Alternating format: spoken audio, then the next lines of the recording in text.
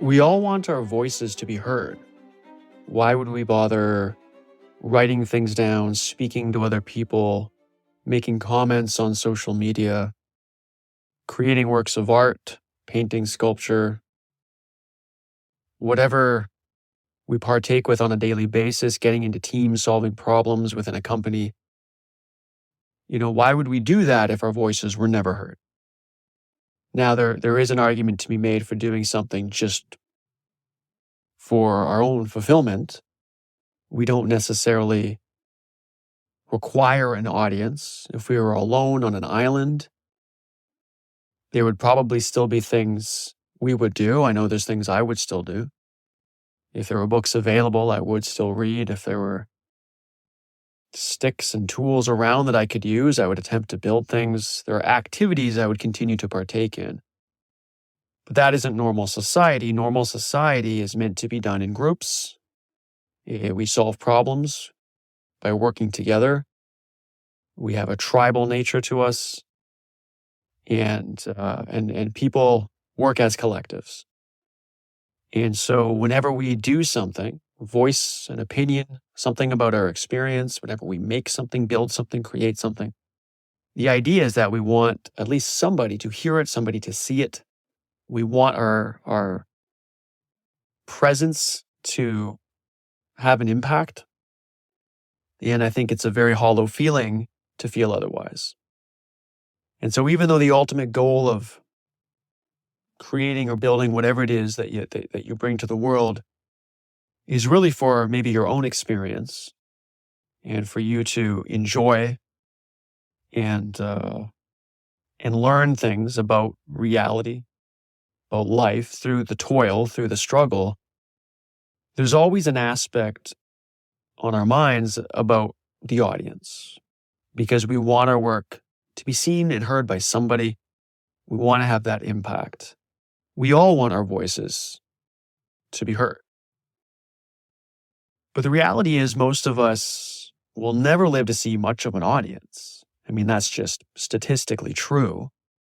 The CEOs of the biggest companies, they have a lot, very much of the same story as the CEOs who don't make it, but most don't make it. And so both voices are deserving to be heard, but it's only going to be the ones that do make it kind of at the top. Most authors are not going to be known. Most, sculptors and painters, most of any category, of any enterprise, any human activity, the overwhelming majority of individuals will not be well-known or famous or have a big platform. The overwhelming majority of people who go on social media are going to have, maybe a few hundred followers. They're not going to get into the millions like some people with the very large platforms. And so while we all want our voices to be heard, and that's important, some audience is important, the reality is most of us will never live to see much of an audience. We'll kind of have our tight group of followers. Maybe that's family and friends. Maybe it stretches a bit beyond that through social media. Maybe it's the people in your company. Maybe it's the people at your church or whatever institution you might affiliate yourself with. A research group. But for the most of us, it's not going to extend much beyond that. And I think there is something soul-sapping about that, because we do want our voices to be heard. I think it can be difficult to bring yourself to your work every day, knowing that, in this lifetime, there's a good chance that not that many people are going to hear it or read it or see it. And that is a bit soul-sapping. Again, we really should be doing work just for the sake of our own fulfillment and kind of just enjoy that experience and let whatever benefit might come out of that be kind of a natural byproduct, right? Hopefully we are working on things that could be useful, that are worth hearing and using or building upon. We want our contributions to add to the world in some sense. We want our voices to be heard, but the reality is most of us have a very kind of tight, small group that will ever consume that. And that's not all bad, of course. Sometimes tight, smaller groups are even better. They can be more authentic. You'll get less harassment or just less noise, let's say. It tends to be a greater signal to noise ratio in smaller groups. But we all want our voices to be heard, and I think we all know that feeling of putting effort into the things that we're passionate about and sometimes feeling like we're kind of just screaming into a void. Even within tight groups, everybody's doing their own thing. They can only care about what you're doing so much. Statistically, we're not going to have this large platform. Statistically, we're not going to be, famous or super well known or just have this large platform that we can speak to a lot of people. And sometimes that can feel a bit soul sapping because there's so much energy and passion that we put into our work. To only have a very few people ever consume it is a bit disheartening. I think a lot of us can relate to that. But what I'm going to argue in this episode is that we need to realize that we're not just speaking to today's generation. In fact, it's probably better to think of our work as not really being for today's generation. And I'll explain kind of the mechanism behind it. But, if you're going to write a book, there's a very, very high chance that only so many people are ever going to read this thing. But that's just in your lifetime. Because you've put your thoughts, your experience into some permanent form down on paper, that's not going to go away after you die. There is almost a kind of immortality to it. And as that lives on, there is the chance that future generations could stumble across what you have written down or what art you have produced or sculpture you've made. However you've contributed to a group under some program within some institution, if it has some kind of tangible form to it, that will live beyond you. And there is a chance that a future world, a future generation will maybe more greatly appreciate what you have done. Now, of course, there's still statistically no guarantee that that's going to happen, but I think it is important that we realize that we're not just speaking to today's generation. In fact, we're not really speaking to today's generation at all, you could almost say, or barely. I mean, I hope that the things that I speak about on a podcast, the things that I write about, I hope that there obviously are people today listening. In fact, I know in this podcast, I have listeners, and that means the world to me that people today, the words that I speak, it resonates with them in some way. And hopefully they're obviously, the repeat listeners are obviously finding something useful, something to anchor their lives around with the words that I speak. And that means everything to me. But it's bigger than that. And I think all of our work is a lot bigger than just what's in our lifetime because there are many generations ahead of us, assuming the world doesn't destroy itself. And I think that's something to remain cognizant of as we work, as long as our efforts are put into some tangible form, which I think it should be. I don't think our words, our thoughts should just be relegated to our thoughts alone within our minds. I think it's almost our duty to put it out there. If it's important to you, no matter whether or not there's anyone today to listen or not, I think it's on you to get it out there in some form, in some tangible form. I don't mean get it out there like think about a big audience necessarily, but something that could be found at a later date. Maybe the lineage of your family passes it through generation. Maybe it gets stumbled upon by a student in a future, classroom. It's not for us to know. And it's not for us to get worried about what our legacy is going to be. All we can do is bring our authentic work to the table in some tangible form and let history decide what its impact is going to be. Let future generations come across it, maybe at some point. And even if it's never a big audience, through time, over the span of time, if little bits, if certain small groups of people keep stumbling upon something that you have written, then over time, that is quite a bit of an audience. And so I think we need to realize that we're not really speaking to today's generation. Because the world the way it is now, there's no reason for it to necessarily understand or appreciate, the truth that you're bringing, to the canvas or to the paper. Because hopefully what you're talking about or what you're doing, you think is fairly important, if not profound. And the reason why you think it's important or profound is because it stands in juxtaposition to the world around you. You're looking at the world and there's something that you don't agree with, or there's something that you think should be focused on more intently. There's good aspects and bad aspects, and you want to highlight or strengthen the good aspects of what's around us. And presumably that is in some form or another going into your work. I don't think you can get passionate or interested even in things that are totally status quo and that are run of the mill and that are just the way things are.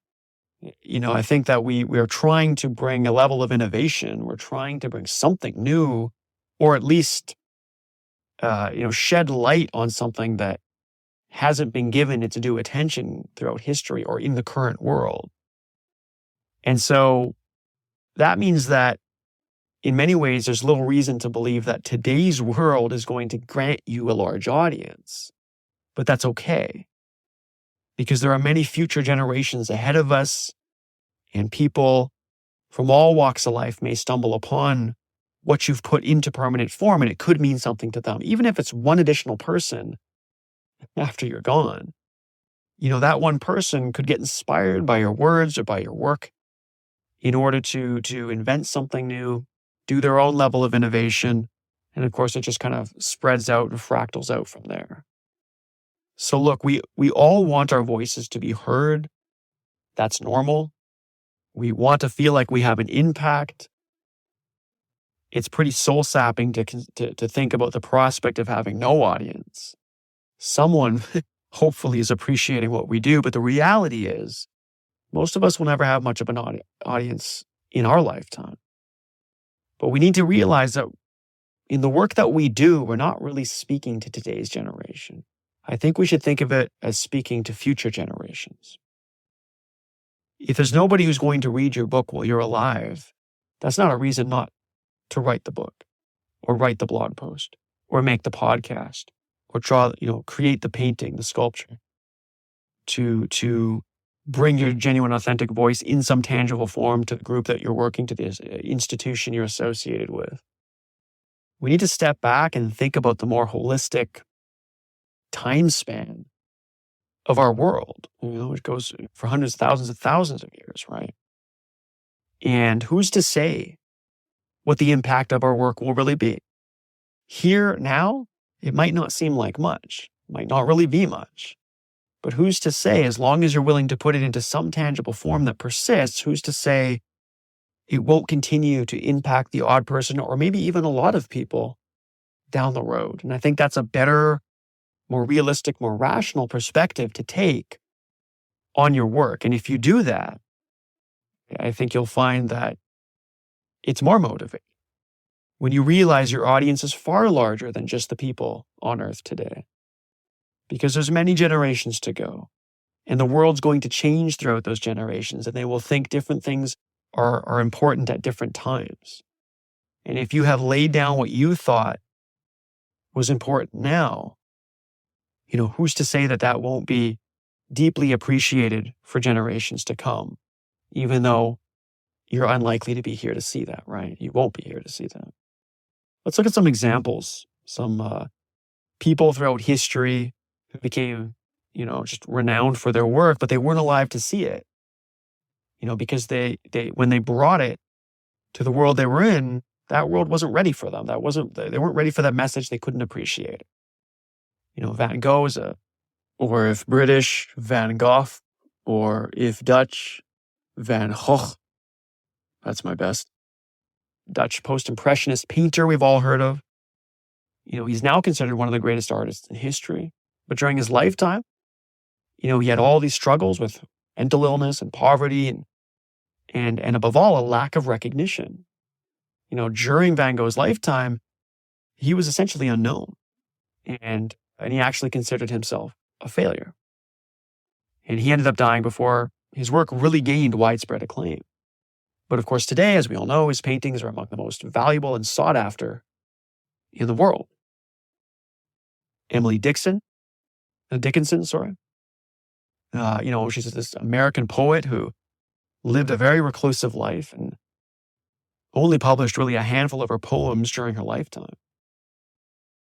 Now, Dickinson was extremely prolific, though, and she would actually enclose poems in letters to friends.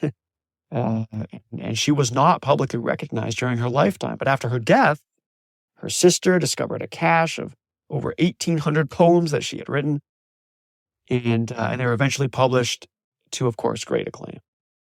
And today, in a different world, different time, not for Dickinson to see, but Dickinson is regarded as one of the greatest American poets of all time. There's Franz Kafka. Kafka was a Czech writer who died really before his work became widely known. I mean, he was virtually unknown during his lifetime, but he didn't consider fame important. That's not why he did his work. But he did rise to fame rapidly after his death, particularly after World War II. He has a number of novels, of course. For example, The Trial was published posthumously. And really, he's become a major classic since his death of modernist literature. We have Frida Kahlo, the Mexican artist who suffered from chronic pain and health issues throughout her life. But despite all those challenges, she did continue to create vibrant and emotional paintings and just really, depicted her own experiences on the canvas. And after her death, her work gained international recognition. Moderately successful while she was alive, but it really took off after her death at an international level. And, there's all kinds of examples. Alan Turing, right? The British mathematician, computer scientist, and codebreaker, obviously made all kinds of significant contributions to the development of artificial intelligence and just computing in general. And, despite all that groundbreaking work, he was prosecuted for homosexuality. He died by suicide in 1954. And so during his lifetime, there was obviously a great deal of prejudice and depression and only so much knowledge that any of his work would have the kind of impact it has. But ever since his death, there's just been this growing recognition of Turing's achievements. And today he's really celebrated as, one of the core main figures in computing and AI. And there's all kinds of examples like this. And so I bring up these examples because these are renowned individuals who during their life either thought they were failures or had no idea, the impact that their work would have had at a later date. And of course, there's just many people, maybe even most, that are like this. You get some level of success during the lifetime, but the real impact comes a lot later. And, all of these people, they wanted their voices to be heard. They were writing or whatever, painting, whatever their work was, they were doing it for a reason. They felt that it was important. It wasn't just for themselves, even if that was the ultimate reason. For some of them, they like all of us, wanted their voice to be heard, but, they didn't have anywhere near the audience that they had later. And many actually died believing that they were failures, but they weren't really speaking to their generation, right? To some extent, sure. There was probably some tight circle of people who appreciated their work and maybe gave them just enough motivation to keep going, depending on the individual. But they weren't really speaking to their generation. They were speaking to the generations that came after, which, of course, all these examples that I gave, all those individuals did, and so many more examples. The Mozarts. There's just so many people did not know the impact that they would have had later. And our own impact does not need to be the level of the Turings and the Kafkas of the world necessarily, but it's still true that if we put our work down on paper, so to speak, if we bring it to some tangible form, that there will be a legacy there and there will be future generations that could stumble upon it. And at that point, let history decide the importance of our work. But the audience is truly far bigger than just the current generation you're in. And so I think the mechanism behind all this is that, the world that appreciates and uses a given truth will always look different than the world where the truth was found. If you think about a lot of these people, the Vincent van Goghs, the Emily Dickinson, Franz Kafka, Frida Kahlo, Alan Turing, the Mozarts, they were bringing what they brought to the world because, in many ways, because the world they were in was not like their work. It was not as beautiful as their painting. It was not as formed and structured as the sculpture. It was not as true or rational or logical or spiritual or whatever it is that was written down on paper at the time. And that's why they felt compelled to bring it. The world that appreciates and uses a given truth will always look different than the world where the truth was found. And so right now, whatever it is you're doing, you're in a world that in many ways is not commensurate to your philosophy or your words or your truths, whatever it is you're bringing to the world. But that's why this is the generation in which you're finding that truth. That struggle needs to be there. That friction needs to be there for you to find that truth. But that doesn't mean it's this generation that's going to appreciate it. Statistically, it's not going to be this generation who appreciates your words. And you might think they're pretty insignificant. That's not for you to decide.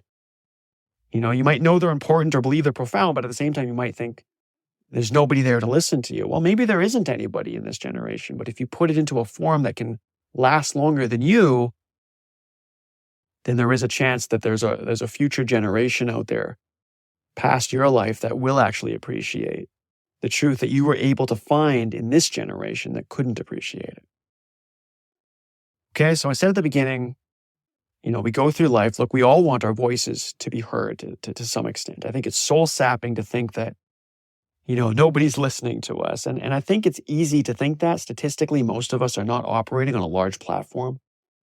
And most of us will never live to see much of an audience, compared to people that become renowned But we need to realize that we're not really speaking to today's generation.